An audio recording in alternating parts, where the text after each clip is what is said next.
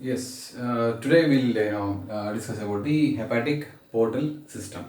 So before going in detail with the hepatic portal system, first you need to understand what exactly the portal circulation means. Okay, so to understand portal circulation, first you should know what is systemic circulation. So in this first diagram, you can see this is an example of the or schematic representation of the systemic circulation, where from the heart the arteries will carry the blood towards an organ, where the arteries will end in a capillary network, and from there the blood is collected by a capillary network of the veins, and then that vein will be carrying the blood towards the heart. That is what the systemic circulation is. Okay, whereas in the portal circulation, from the heart the blood is being traveling to the particular organ. From there the arteries will end in a capillary network. From there the venules or the venous capillary network will drain the blood, and that blood is traveling through a special vein called as portal vein and ends in another capillary network in a separate organ. Okay, and from there another capillary network will be carrying the blood towards the heart.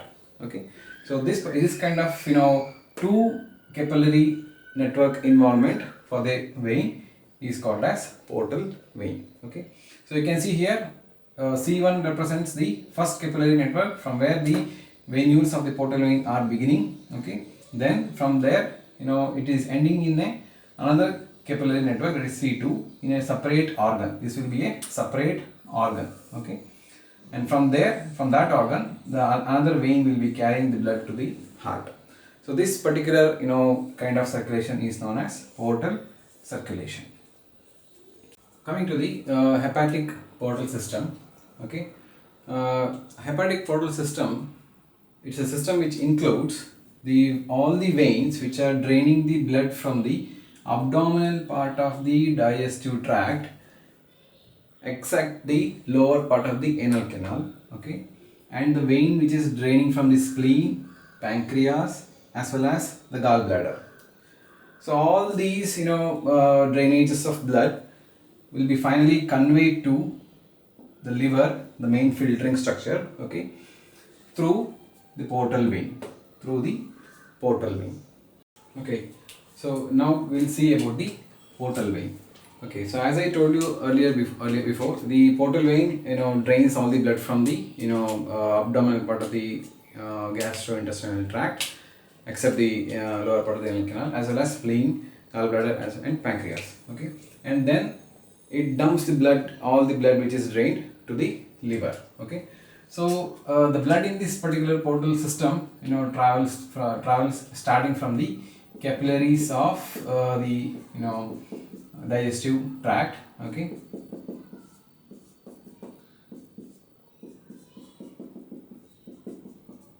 okay, to the capillaries of, or the we call it as the sinusoids in liver. Okay, sinusoids. Okay, sinusoids are nothing but the capillaries of liver itself. Okay,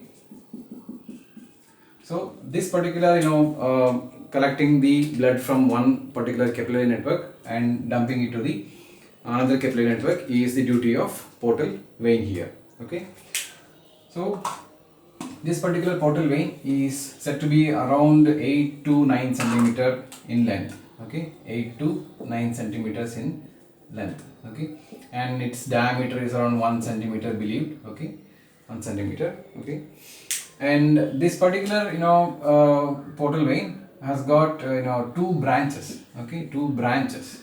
Okay, so unlike the veins having tributaries, this particular vein has both branches as well as tributaries. So we'll come to that later. So this particular portal vein has got two branches, that is the right and the left. Okay, right and the left, one for each lobes of the liver. Okay, one for each lobes of liver. Okay, so the course of this particular portal vein is studied under two headings, that is the extrahepatic course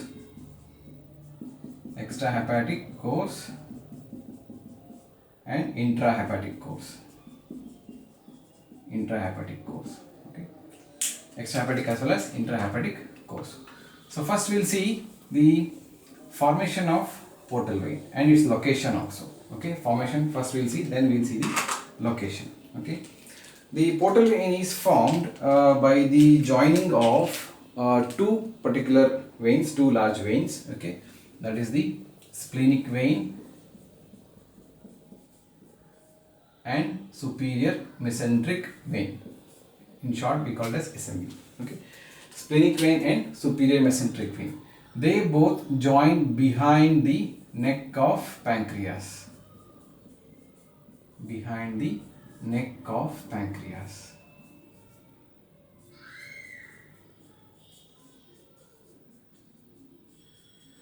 At the level of L2 vertebra. At the level of L2 vertebra. Okay, so just see the picture here now. Okay,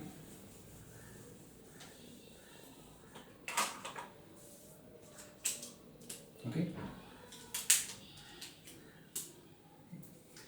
so superior mesenteric vein is coming here like this. Okay, superior mesenteric vein. Okay, splenic vein will be coming here from here like this. Okay,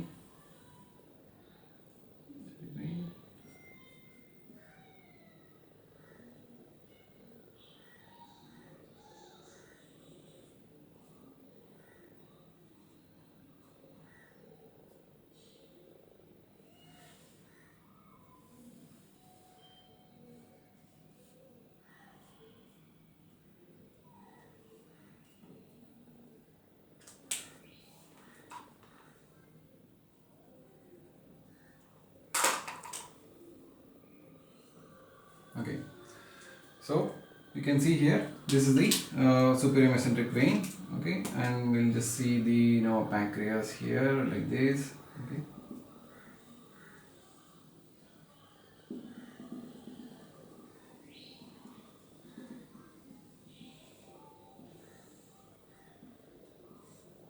okay, so this particular structure is the pancreas, and behind the pancreas we have the splenic vein, and here this is the superior mesenteric vein which is coming, and both of them will join just behind the neck part of the, this is head and this is neck part of the pancreas, and then move upward behind the first part of the duodenum towards the right side. They move towards the right side. Okay, and then they enter the porta hepatis. So before entering the porta hepatis, it is dividing into two branches.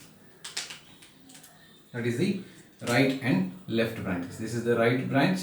Okay, this is the left branch. Okay, right branch as well as the left branch. Right and left. So, so this whole course of the portal vein is understood in three aspects mainly. Okay, the extrahepatic course. Okay, the extrahepatic course. Okay, extrahepatic. Okay. First one is the infraduodenal part.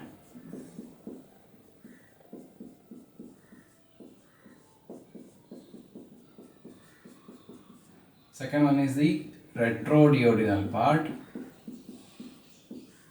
and third one is the supraduodenal part.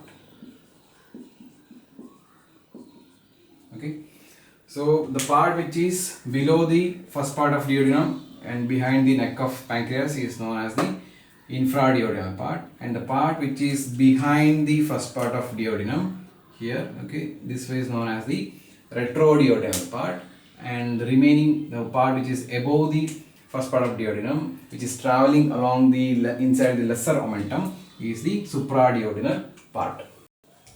Okay, now we'll see the relations of each of these parts. Okay, first one is the infraduodenal part. Okay, the part which is below the first part of duodenum. Okay, so this has got mainly two relations, that is the anterior relations and the posterior relations. Anteriorly we have neck of pancreas itself. Okay, neck of pancreas,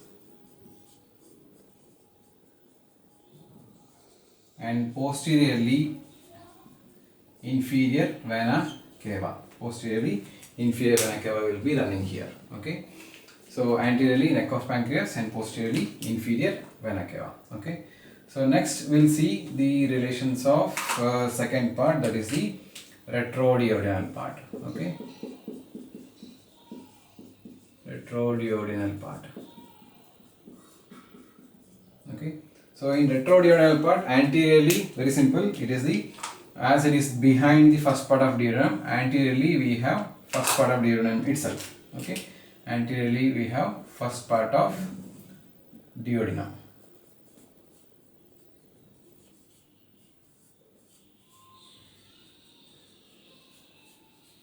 As well as gastroduodenal artery. Gastroduodenal artery.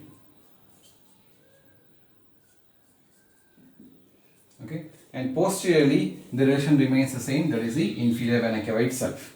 Okay, anteriorly first part of duodenum as well as the gastroduodenal artery, posteriorly inferior vena cava itself. Okay, so the next relation is the supraduodenal relation. Okay, supraduodenal part for the portal vein. Okay, supraduodenal.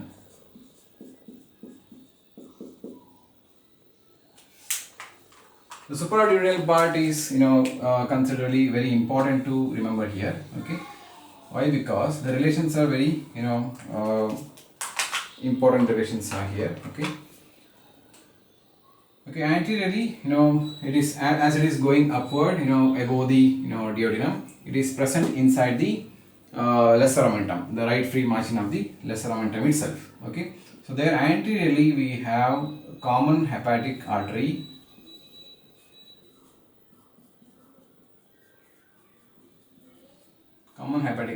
as well as common bile duct.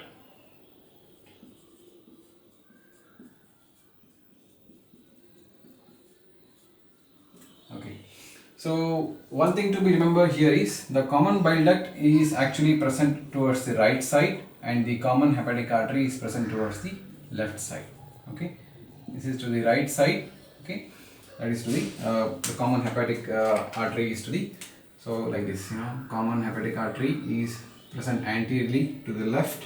Okay, whereas the common bile duct is present anteriorly towards the right side. Posteriorly, once again, there is inferior vena cava along with the epiploic foramen, or the opening of epiploic foramen.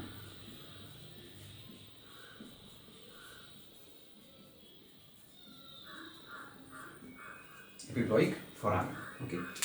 So as soon as it is ascending upwards, before entering into the porta hepatis, in the inferior or the posterior inferior surface of the liver, okay, it is dividing into two branches, that is the right and left branches.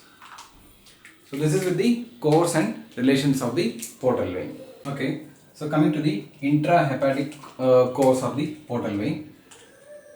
Once it is reaching to the margin of the porta hepatis, okay, margins of the porta hepatis, okay, it is dividing into right and left branches. Right is actually considered to be shorter and wider. Okay, so the right branch supplies to the right lobe of the liver, whereas the left branch will supply to the left lobe as well as the caudate lobe and the quadrate lobe of the liver.